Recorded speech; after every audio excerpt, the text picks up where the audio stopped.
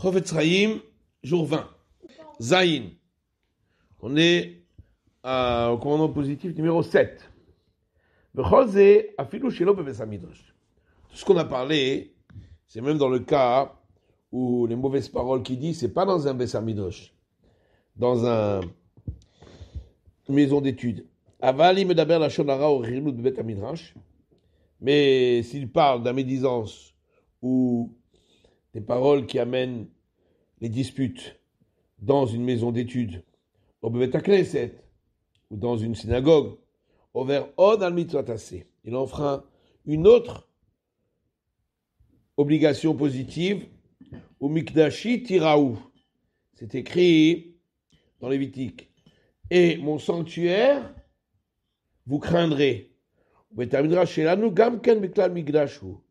Et notre maison d'études est considérée aussi comme un sanctuaire. Comment chez moi, ma poskim, comme c'est explicite dans les décisionnaires.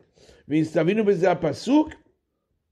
nous avons reçu le commandement dans ce verset, les rats de craindre, celui qui est établi dans cet endroit. C'est pourquoi on n'a pas le droit d'y faire des comptes, kim shel mitzvah, sauf si c'est pour un commandement, que gon kupa shel tzedaka, comme par exemple pour la caisse de charité, vekadome ou des choses semblables. Et à plus forte raison qu'on n'a pas le droit d'y faire des amusements, vehitul, et une conduite légère, vesicha betela, et des paroles futiles. Et pour cela, ne sert aucune condition qu'on aurait pu faire. Comme c'est explicité dans le Shulchan Aruch Orach Chaim. À plus forte raison, qu'on n'a pas le droit d'y parler de la médisance, ou des paroles qui amènent des disputes, à cause de la crainte de l'Éternel béni qui y réside. Le Van Meisura Hamur Atzvi, à part l'interdit très grave qu'il comprend en lui-même, ou basé chez Medaber, et par le fait qu'il parle dans la synagogue, dans la maison d'études,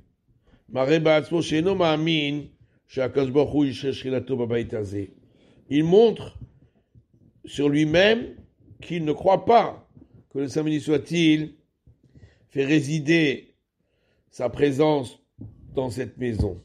Ou le Karumeis Panav, et c'est pourquoi il a l'arrogance, à Philo d'Aber, Bevet Ameler, même de parler dans la maison du roi, chez l'Oketsan Ameler, sans la volonté du roi.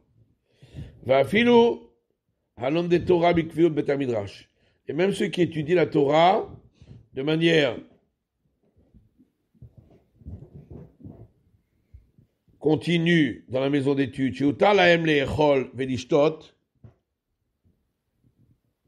auquel il a été donné l'autorisation de manger et de boire, Midrash, dans la maison d'études, comme c'est expliqué dans l'Orach Chaim, dans le même chapitre.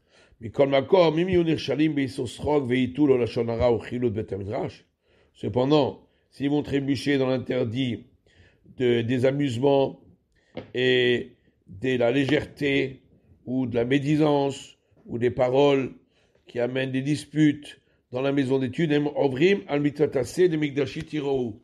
ils enfreignent le commandement positif qui est vous craindrez mon sanctuaire. Le van misura atzmi, sans compter l'interdit lui-même de cette parole. Comme a écrit le Magan Avraham, est-ce que les sages n'ont pas l'obligation de craindre le sanctuaire? On leur a permis seulement de manger et de boire en cet endroit à cause de la difficulté. Parce qu'ils étudient dans la maison d'études. Si ils auront besoin de manger et de boire à l'extérieur de la maison d'études, ils perdront du temps de leur étude. À une chambre de Magan Avraham, regarde là-bas dans le Magan Avraham, c'est pourquoi on leur a permis cela. Au Stam Diburim, maintenant des paroles simples, Shenam Shel Letzanout, qui ne sont pas des paroles de moquerie, Tamid Chachamim et Tamidrash, pour les sages dans la maison d'études. Aïn Mashekatam Tibezrat Hashem Bechelek Gimel, regarde ce que j'ai écrit avec l'aide de l'Éternel dans le 3e partie. Chet. Commandement positif numéro 8. Si la personne sur laquelle il dit de la médisance ou des paroles qui entraînent des disputes, c'est une personne âgée, et il lui a fait honte ainsi devant lui, même si c'est une personne âgée qui est un ignorant, il enfreint encore un commandement positif, le Vehadarta Penezaken, qui est écrit dans Lévitique, tu honoreras la face de la personne âgée. Bien que ici le mot zaken veut dire un sage, cependant le mot tu donneras de l'honneur, tu honoreras, s'applique également, selon ce que les sages ont dit, au terme personne âgée qui est écrit juste avant. Chez Idour ou Kibout Devarim. Et honorer ici, c'est honorer par des paroles, c'est-à-dire de lui parler avec honneur, comme s'il était un maître, ou même comme chez Meganeu, et s'il lui fait honte, bien sûr, il ne l'honore pas. De même, si c'est un sage, même si ce n'est pas une personne âgée, il enfreint également ce commandement positif-là. Parce que quand le verset a parlé de Zaken, ici ça veut dire un sage. Comme nos sages ont expliqué, c'est celui qui a acquis la sagesse. Et à part le fait que beaucoup de fois il peut en arriver en cela à un interdit très grave de mevaser tamid chachamim, de déshonorer les sages, il entre à ce moment-là dans la globalité de ceux qui renient la foi, selon la règle. Plus loin, on parlera longuement de cela, si Dieu veut.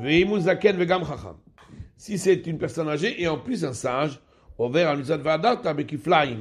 il enfreint l'obligation de l'honorer par 2 fois, par le fait qu'il est âgé et qu'il est un sage.